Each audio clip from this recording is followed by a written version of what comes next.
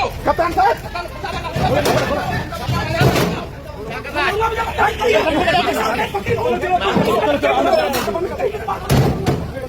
SSP Pandey वहां पर आए और उन्होंने हम सभी लोगों पर लाठियां बरसाना शुरू कर दिया। उन्होंने पीड़ित परिवार को भी नहीं बख्शा, उन पर भी, लड़कियों पर भी लाठियां बजाई और सभी को पीटना शुरू कर दिया। कुछ लोगों को गाड़ी में बैठा लिया गया, उन पर, जिसमें हमारे कई वकील साहब भी हैं, उन पर भी उन्होंने चाटे बजाने शुरू कर दिए। अगर गाली आप मुझे क्यों आना पड़ता धर्मवीर सिंह, मुझे क्यों आना पड़ता वहाँ से? सर ऐसी बात नहीं है। फिर आप आप मुझे बताओ मैं क्यों आया वहाँ से? क्योंकि आप गाली दे रहे हो। सही बात है, कल को आपको मेरी जरूरत पड़ जाए ये बिल्कुल पड़ेगी। तो फिर आप आपके अधिकारी मालिक नहीं है ना, लोकतंत्र है। वो अगर जानबूझ के खराब करना चाह रहे मौके, हमारी माँ को भी दर्द होता है पैदा करते हुए, जैसे भरत तिवारी की माँ को दर्द होता है उसको पैदा करते हुए, उसके मरने के बाद हमारी माँ को भी दर्द होता है जब वो 9 महीने में अपने पेट में रखती है। आप सभी साथियों को क्रांतिकारी नमो बुधाय, जय भीम, जय भारत, जय संविधान। मैं रमन जरन और आप देख रहे हैं अध्यात्म पावर। साथियों, बहन ललिता गौतम, जिसकी हत्या कैसे अंकुश, अंकित और निशांत नामक दरिंदों ने कर डाली थी। ललिता गौतम जो एग्जाम देने के लिए 15 मई 2026 को अपने घर से निकली थी, लेकिन रास्ते में अंकुश, अंकित और निशांत नामक दरिंदों ने उसको किस तरह से अगवा किया और उसके बाद उसके साथ दरिंदगी करने के बाद कैसे हत्या करने के बाद वो दरिंदे गन्ने के खेत में फेंक देते हैं। बता दें साथियों कि मामले को 2 महीने हो जाते हैं। पीड़ित परिवार इंसाफ के लिए हर जगह पर दरवाजे खटखटाता है। बता दें साथियों कि 8 जुलाई 2026 को ललिता गौतम के पिता वेद प्रकाश गौतम और साथ में उनकी पत्नी यानी ललिता गौतम की माँ और साथ में बाकी उनके गांव के लोग, भीम आर्मी व आज़ाद समाज पार्टी के कार्यकर्ता, यहाँ तक कि तमाम बहुजन समाज के लोग भी आंदोलन कर रहे थे। लेकिन साथियों, जिस तरह से 8 जुलाई को एसएसपी पांडे यानी एसएसपी अविनाश पांडे द्वारा उन सब के ऊपर लाठीचार्ज किया जाता है, किस तरह से साथियों पीड़ित परिवार के ऊपर हमले किए जाते हैं और जिस तरह से रवि गौतम के ऊपर थप्पड़ बरसाए जाते हैं, यही नहीं साथियों, 17 लोगों को जेल में डाल दिया जाता है। लेकिन साथियों, जैसे ही इस घटना की जानकारी भीम आर्मी के संस्थापक, आज़ाद समाज पार्टी के राष्ट्रीय अध्यक्ष व नगीना सांसद चंद्रशेखर आज़ाद को मिलती है, कैसे चंद्रशेखर आज़ाद मेरठ जाने का उन्होंने संकल्प लिया। और साथियों, जब चंद्रशेखर आज़ाद मेरठ पहुंचे तो आपने देखा साथियों कि कैसे पुलिस वाले, जिनकी वर्दी में गुंडागर्दी देखने को मिल रही थी, उनके सामने कैसे उनके पसीने छूटने लगे। किस तरह से एस्ट्रो हाथ जोड़कर चंद्रशेखर आज़ाद के सामने गिड़गिड़ाने लगा। वही एसएसपी अविनाश पांडे, जो अपने आप को सिंघम समझ रहा था, जो दलितों पर किस तरह से जुर्म ढा रहा था, चंद्रशेखर आज़ाद के पहुंचने के बाद एसएसपी अविनाश पांडे का पता भी नहीं चलता है। अब सोचिए साथियों कि चंद्रशेखर आज़ाद में कितनी पावर है। चंद्रशेखर आज़ाद के जाने के बाद जो केस दबा हुआ महसूस हो रहा था, जो पीड़ित परिवार इंसाफ के लिए दर दर भटक रहा था, लेकिन साथियों चंद्रशेखर आज़ाद के पहुंचने के बाद जिस तरह से ललिता गौतम केस में एक नया मोड़ आया है। बता दें साथियों कि अब तक जो पुलिस ने सिर्फ अंकुश को गिरफ्तार किया था, बाकी आरोपियों को पुलिस ने छुट्टा छोड़ दिया था।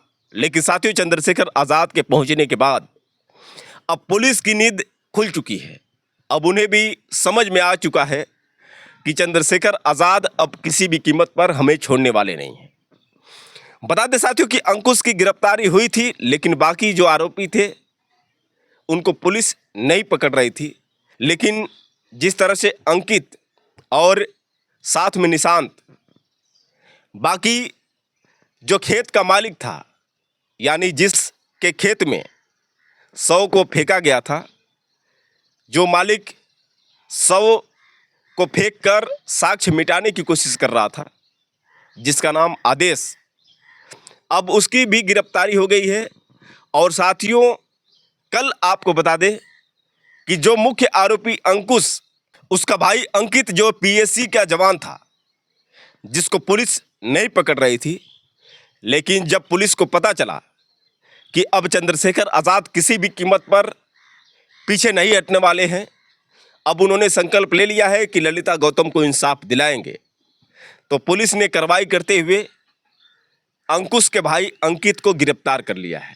सोचिए साथियों कि 2 महीने पहले जिन आरोपियों को पुलिस नहीं पकड़ रही थी, जो पीड़ित परिवार जिला अधिकारी गेट के सामने प्रदर्शन कर रहा था, लेकिन जिला अधिकारी के कान में जूं तक भी नहीं रेंगा, लेकिन जैसे ही चंद्रशेखर आज़ाद पहुंचते हैं, कैसे पुलिस हैरत में आती है, किस तरह से पुलिस की जो वर्दी है ढीली पड़ती है। जो कभी अपने आप को गुंडा समझ रहे थे, वही पुलिस वाले किस तरह से भींगी बिल्ली दिखते नजर आए।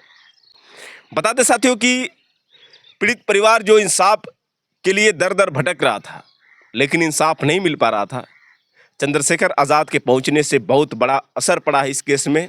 अब जो गिरफ्तारी की संख्या बढ़कर 3 हो चुकी है, यानी अंकुश, अंकित और आदेश तीनों गिरफ्तार हो चुके हैं। बाकी आरोपी कब गिरफ्तार होते हैं ये तो देखने वाली बात होगी।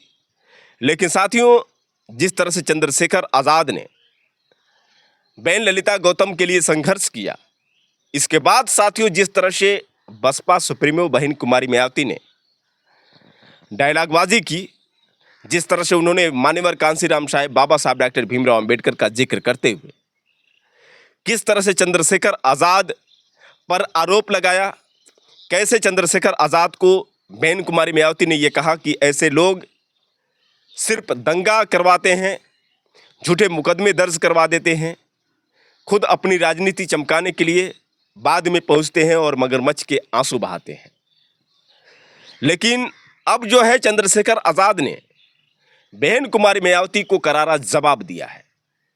इतना जोरदार जवाब दिया है कि अब बहन कुमारी मायावती को भी एहसास हो जाना चाहिए कि चंद्रशेखर आज़ाद ही वर्तमान के दलितों के सबसे बड़े हितैषी नेता हैं। बाकी बहन जी तो आप दलितों के बारे में आपका कभी ख्याल ही नहीं रहता है, यहाँ तक कि आप बाबा साहब डॉक्टर भीमराव अंबेडकर और मान्यवर कांशीराम साहब की बात कर रही हैं तो आपको शर्म आनी चाहिए। क्योंकि पहले तो आप बाबा साहब डॉक्टर भीमराव अंबेडकर के मिशन से भटक चुकी हैं, क्योंकि बाबा साहब डॉक्टर भीमराव अंबेडकर जो ब्राह्मणवाद के खिलाफ थे, जो मनुवाद के खिलाफ थे, अब आपने उसी को अपना लिया है। आप अपने मंच पर शंख बजवाती हैं, आप अपने मंच पर ब्राह्मणों द्वारा मंत्रों का जाप करवाती हैं और आप ये कहती हैं कि ब्राह्मण शोषित है, ब्राह्मणों के साथ शोषण हो रहा है। आपकी सरकार जब आएगी तो ब्राह्मणों पर शोषण होना बंद हो जाएगा। तो साथियों, यहाँ से तो इतना तय है कि अब बसपा बहुजनों के बारे में बिल्कुल ख्याल नहीं करती है। पहले तो बहुजन हिताय बहुजन सुखाय की जगह सर्वजन हिताय सर्वजन सुखाय का नारा दिया।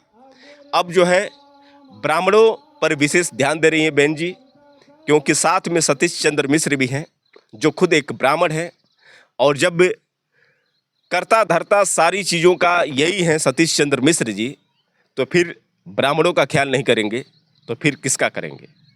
तो साथियों, यहाँ से तो बाबा साहब डॉक्टर भीमराव अंबेडकर के मिशन से भटक चुकी है बहन जी। अब रही बात मान्यवर कांशीराम साहब की, तो जिन उम्मीदों के साथ मान्यवर कांशीराम साहब ने बसपा को बनाया, जिन उम्मीदों के साथ मान्यवर कांशीराम साहब ने बहन जी को 4-4 बार उत्तर प्रदेश का मुख्यमंत्री बनाया, क्या बहन जी मान्यवर कांशीराम साहब के एहसानों को समझ पाई? क्या बहन जी मान्यवर कांशीराम साहब की सोच के साथ काम कर रही हैं? मान्यवर कांशीराम साहब जो कई आंदोलन भी किए, आप इन तस्वीरों को देखिए साथियों, जो भाई चंद्रशेखर आज़ाद ने अपने फेसबुक अकाउंट पर शेयर किया था, और उन्होंने दिखाया था कि जो बहन जी ये कह रही हैं कि बाबा साहब डॉक्टर भीमराव अंबेडकर और मान्यवर कांशीराम साहब आंदोलन नहीं किए, तो उनको देखना चाहिए कि कैसे मान्यवर कांशीराम साहब को पुलिस पकड़ कर लेकर जा रही है। यही नहीं साथियों, बाबा साहब डॉक्टर भीमराव अंबेडकर ने कितना संघर्ष किया, यहाँ तक कि बाबा साहब डॉक्टर भीमराव अंबेडकर कई आंदोलन किए, लेकिन शायद बहन जी ने बाबा साहब डॉक्टर भीमराव अंबेडकर को पढ़ा ही नहीं है। वही साथियों, जिस तरह से मगरमच्छ के आंसू का एग्जाम्पल बहन जी ने बताया, अब तो बहन जी को समझ लेना चाहिए कि आपके कहने से और ना कहने से कुछ असर नहीं पड़ने वाला है। चंद्रशेखर आज़ाद वास्तव में दलितों के असली हितैषी नेता हैं और रियल हीरो हैं, और यही कारण है कि चंद्रशेखर आज़ाद को लोग करोड़ों में अब पसंद करने लगे हैं। यही नहीं साथियों, आपको बता दें कि चंद्रशेखर आज़ाद जब 15 जुलाई 2026 को जंतर मंतर पहुंचे, तो कैसे चंद्रशेखर आज़ाद को देखने के बाद तमाम जो युवा, जो छात्र वहां पर आंदोलन कर रहे थे, उनके अंदर उत्साह देखने को मिला। इससे पहले साथियों, आपने देखा कि किस तरह से सोनम वांगचुक, नेहा और अभिजीत दीपके किस तरह से वहां पर जी जान लगाकर प्रोटेस्ट कर रहे थे। उसके बाद सोनम वांगचुक जो 18 दिनों से अनशन पर बैठे हुए थे, हालत इतनी खराब कि अब उनके मांस भी गलने लगे थे। लेकिन साथियों, जिस तरह से सोनम वांगचुक पर विशेष ध्यान नहीं दे पा रही थी ये बीजेपी सरकार, उसके बाद चंद्रशेखर आज़ाद को लगा कि अगर हम नहीं जाएंगे तो शायद बहुत देर हो सकती है। जब अभिजीत दीपके चंद्रशेखर आज़ाद के पास पहुंचते हैं और चंद्रशेखर आज़ाद से बात करते हैं कि सोनम वांगचुक अनशन नहीं तोड़ रहे हैं, अगर अनशन नहीं तोड़ेंगे तो हो सकता है कि उनकी जान भी चली जा सकती है। लेकिन जब ये बात चंद्रशेखर आज़ाद सुनते हैं तो उन्होंने पहले तो ये कहा था कि मैं 20 जुलाई को पहुंचूंगा, लेकिन जब उनको लगता है कि काफ़ी सीरियस हालत है, तो कैसे सोनम वांगचुक के लिए चंद्रशेखर आज़ाद तुरंत घोषणा करते हैं और 15 जुलाई 2026 को जंतर मंतर पहुंचते हैं। उसके बाद साथियों, जैसे ही भीम आर्मी चीफ आज़ाद समाज पार्टी के राष्ट्रीय अध्यक्ष व नगीना सांसद चंद्रशेखर आज़ाद जंतर मंतर पहुंचते हैं, तो कैसे बीजेपी सरकार पर हल्ला बोलते हैं। और चंद्रशेखर आज़ाद ने जिस तरह से शिक्षा मंत्री धर्मेंद्र प्रधान को लेकर जमकर बरसे, और कैसे उन्होंने कहा कि कुर्सी ही छोड़ने की बात हो रही है, जनाजे की नहीं। आखिर क्यों कुर्सी से चिपक कर बैठे हो? जब तुम्हारे जैसे शिक्षा मंत्री की जरूरत नहीं है, तो फिर धिक्कार है तुम्हें जो कुर्सी को पकड़ कर बैठे हो। आखिर किस तरह से चंद्रशेखर आज़ाद जमकर धर्मेंद्र प्रधान पर बरसते हैं, और कैसे चंद्रशेखर आज़ाद सोनम वांगचुक से ये कहते हैं कि आप कहेंगे तो हम पूरी दिल्ली को जाम कर देंगे, बस आप एक इशारा करिए, आपको कितनी संख्या चाहिए। सड़क से लेकर सांसद तक हर जगह पर आपको भीम आर्मी व आज़ाद समाज पार्टी के कार्यकर्ता नजर आएंगे। आखिर किस तरह से चंद्रशेखर आज़ाद ने धर्मेंद्र प्रधान बीजेपी सरकार पर जमकर निशाना साधा, किस तरह से चंद्रशेखर आज़ाद जमकर दिल्ली के जंतर मंतर में बरसे, पहले आप साथियों वीडियो देखिए, उसके बाद हम सीधे आपसे बात कर रहे हैं। हमें इनको मनाने की जरूरत नहीं है कि ये अनशन त्यागे। देश की सरकार से सवाल पूछने की जरूरत है कि वो इस डिक्टेटरशिप को क्यों कर रही है। जो शिक्षा मंत्री पेपर नहीं बचा सकता है, वो युवाओं का भविष्य कैसे बचाएगा? इस बात का जवाब शिक्षा मंत्री जी को देना पड़े। मैं फिर आपसे कह रहा हूं, ये आंदोलन युवाओं के भविष्य को बचाने के लिए, और मैं देश के हर एक युवा से कह रहा हूं, जब ये लड़ सकते हैं जिनको नौकरी नहीं चाहिए, जिनको पेपर नहीं देना, तो आप भी लड़ सकते हो। इसे इतना बड़ा करो आंदोलन को, क्योंकि ये लोकतांत्रिक व्यवस्था है, ये संवैधानिक देश है। जब आंदोलन बड़ा होगा, मैं गारंटी से कहता हूं कि सरकार झुक जाएगी। हमने पहले भी सरकार को झुकते हुए देखा। किसानों की शहादतें याद करते हुए मैं कहना चाहता हूं, किसानों को नमन करते हुए हमने सरकार को झुकते हुए देखा है। ये तो एक केंद्रीय मंत्री के पद से इस्तीफे की बात, ऐसे कितने ही मंत्रियों को लगातार इस्तीफे देने पड़ेंगे जब जनता खिलाफ हो जाएगी। मेरी बात को आप याद रखें। कुर्सी तो है। धर्मेंद्र प्रधान जी को मैं कहना चाहता हूं, सुनो भाई, कुर्सी तो है, आपका जनाजा थोड़ा ही है। अगर कुछ कर नहीं सकते तो छोड़ क्यों नहीं देते, क्यों चिपक के बैठे? अगर आप कुर्सी पे बैठ के कुछ कर नहीं सकते, देश के युवाओं का भविष्य नहीं बना सकते, तो आप कुर्सी छोड़ क्यों नहीं देते सर? क्यों चिपट के बैठे हो? जब देश के युवाओं को आप जैसा शिक्षा मंत्री चाहिए ही नहीं है, तो काहे को चिपक के बैठे हो? सवाल ये है, सरकार अगर 3 किलोमीटर की बात नहीं सुन रही है तो क्या 300 किलोमीटर की बात सुन सकती है? सरकार सुनना नहीं चाहती है, सरकार सुन के इग्नोर कर रही है। जवाब दो। उनको लगता ये है कि ऐसी अफीम चाट रखी है लोगों ने, कितने दिन याद करेंगे। और ये सच भी है, ये सच भी है। मैं बहुत कड़वी बात कह रहा हूं, जिनके बच्चों के लिए यहां लड़ा जा रहा है, वो माँ बाप घर में इसलिए बैठे हैं कि उनके बच्चों से कोई सवाल उनके बच्चों के फ्यूचर पे ना जाए। आपके बच्चों का फ्यूचर है ही कहां भाई? पैसे वाले लोग पेपर लीक करा लेंगे, जिनके जो पावर स्ट्रक्चर से जुड़े हुए लोग हैं उनको पेपर पहुंच जाएगा, तो किसको नुकसान होगा? उसी को ना जो मेहनत कर रहा है, वो किसी भी जाति का हो, किसी भी धर्म का हो। तो ये फिर न्याय, फिर ये अवसर की समता, निष्पक्षता कहां बची? मैं तो उन बहादुर बहनों का भी धन्यवाद करता हूं, उनके हौसले का भी धन्यवाद करता हूं जो डटी हुई है। जहां नौजवान घर में बैठ के रील देख रहा है, वहां मेरी बहादुर बहनें आंदोलन कर रही है। मैं दिल से धन्यवाद करता हूं। 20 तारीख को आओगे नहीं आओगे बताओ?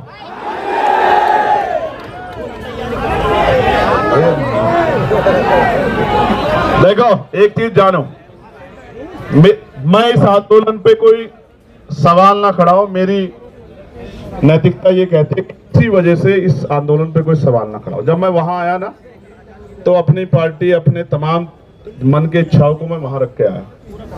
किसी भी पवित्र आंदोलन पे सवाल किसी की वजह से नहीं खड़े होने चाहिए।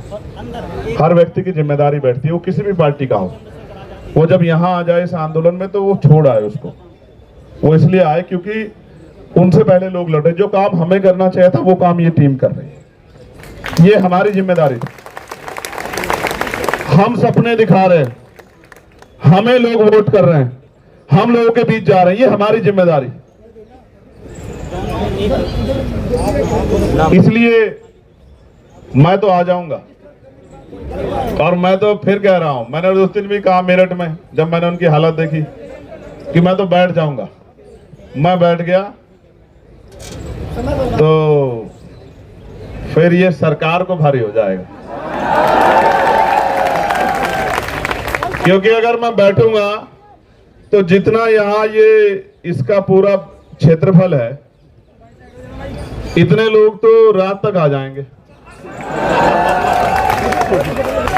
मैं आपसे आग्रह करूंगा सर, 20 तारीख को आप, हम लोग जितना बड़ा प्रोटेस्ट आप चाहोगे उतना बड़ा करेंगे, मगर 20 तारीख को आप हमारी भी मान लेना। आप आदमी बता दो कितने चाहिए 20 तारीख के प्रोटेस्ट में आपको, और बताओ यहां से वहां तक, संसद तक आदमी चाहिए, आप बताओ। आप जो कहोगे, आप कहोगे कि यहां से संसद तक आदमी देखने हैं, तो मैं वचन दे कहता हूं, सुनो भाई, मैं कोई बात हवा में नहीं कहता। पहली बात, अगर मैं कह रहा हूं यहां खड़े होकर एडवोकेट चंद्रशेखर आजाद कि यहां से संसद तक आदमी आदमी होगा, तो आदमी आदमी होगा। मेरी बात को आप याद रखें। और सुनो, महापुरुषों की तस्वीरों के अलावा झंडा भी कोई नहीं होगा, क्योंकि इस आंदोलन के साथ खड़े हैं। इस आंदोलन से कोई राजनीतिक लाभ नहीं चाहिए। मेरी बात को आप याद रखें। उस काम को हम लोग करते हैं। बताओ सर, तय कर दो, आप बताओ। चलो, आपका कंसर्न बहुत जरूरी है। 20 तारीख को आप हमारी मान लोगे ना? 20 तारीख को जो आप कहते हो हम करेंगे। आप बताओ, आप हमारी मान लो। देश को जरूरत है आपकी।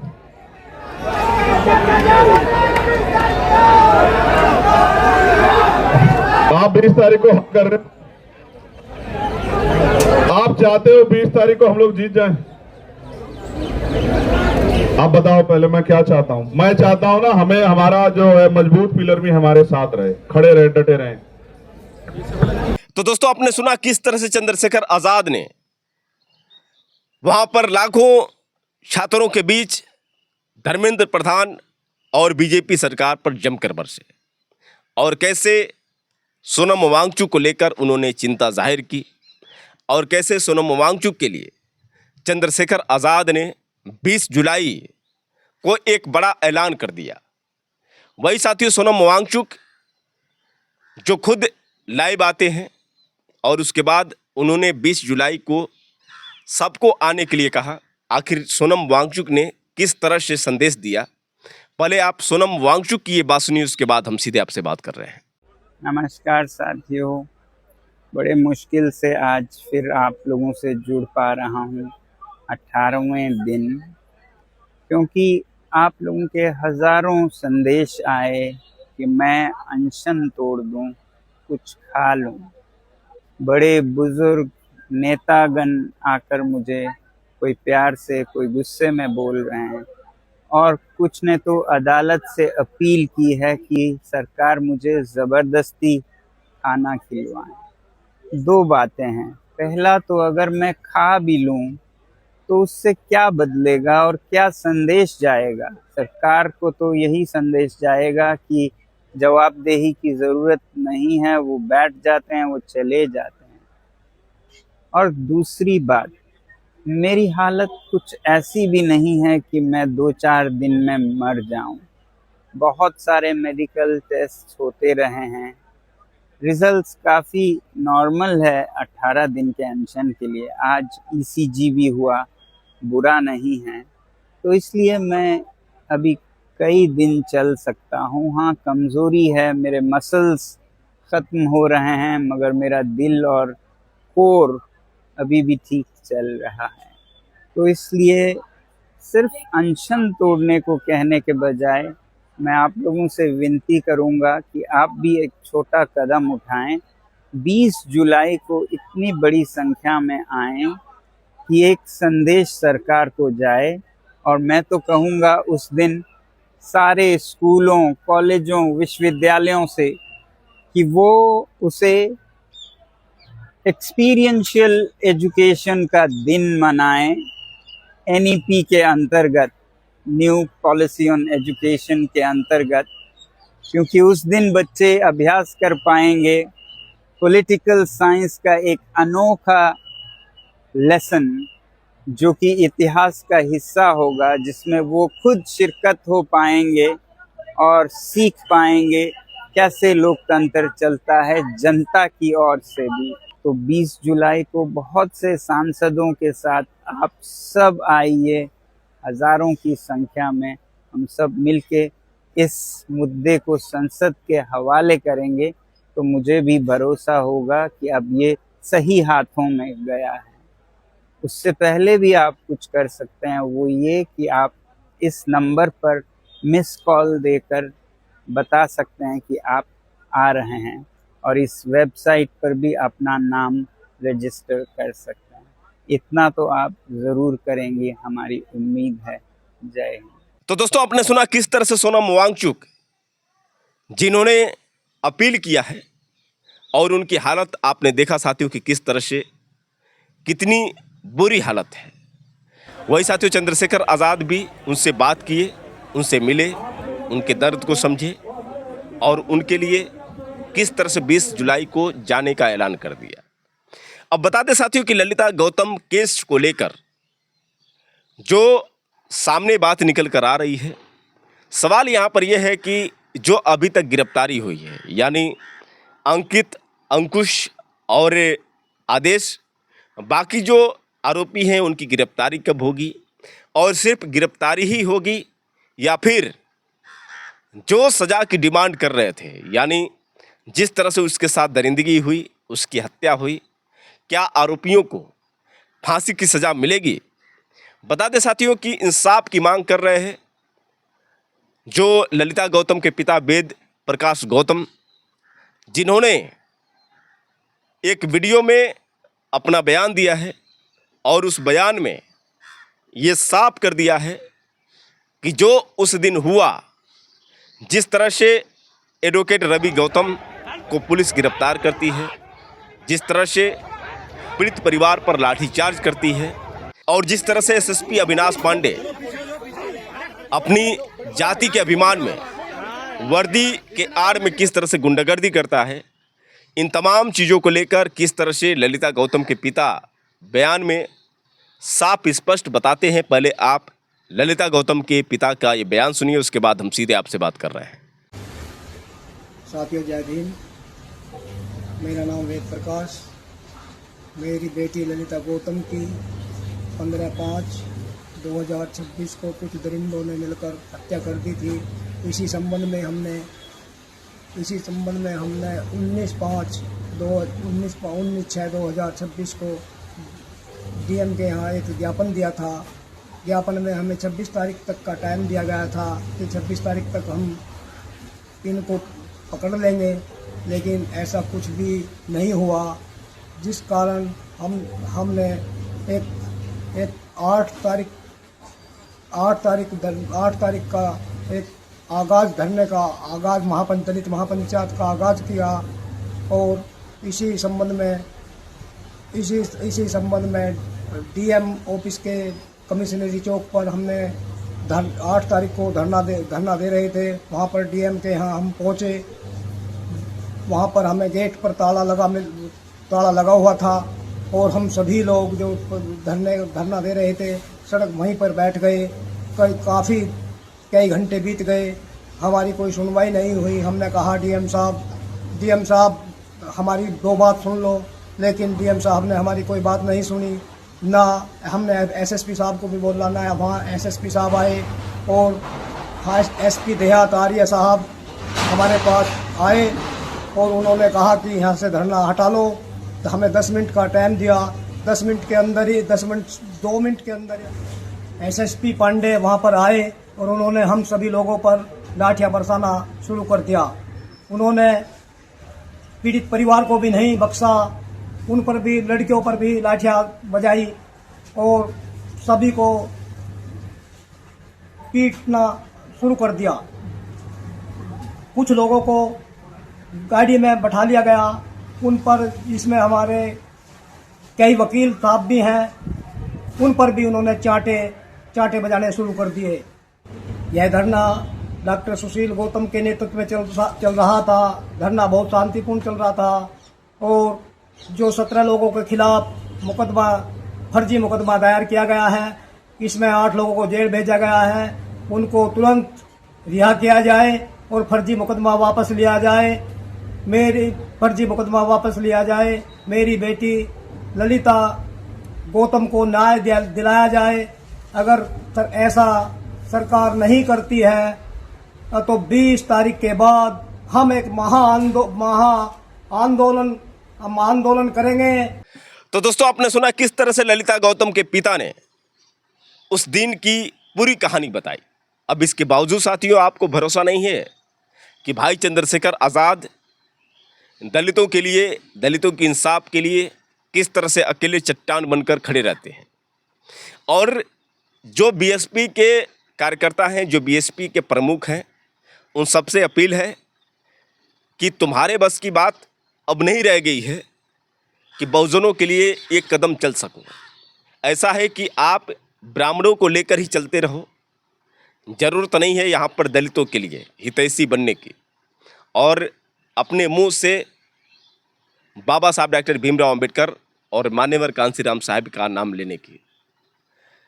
हाथों में चूड़ियाँ पहनकर बैठे रहो, घर में रील देखते रहो, रील बनाते रहो और चंद्रशेखर आज़ाद पर पोस्ट करते रहो, लेकिन इस तरह से चंद्रशेखर आज़ाद को बदनाम करने की कोशिश मत करो। वैसे साथियों, इन तमाम लोगों के लिए आप लोगों की क्या प्रतिक्रिया है और चंद्रशेखर आज़ाद को लेकर आप लोगों की क्या प्रतिक्रिया है, आप लोग अपनी राय ज़रूर दीजिएगा। आपको ये वीडियो कैसा लगा साथियों, आप लोग कमेंट करके बताइएगा और हो सके तो साथियों इस वीडियो को ज़्यादा से ज़्यादा शेयर करिएगा। फिर मिलेंगे अगले वीडियो के साथ, तब तक के लिए क्रांतिकारी नमो बुद्धाय। जय भीम।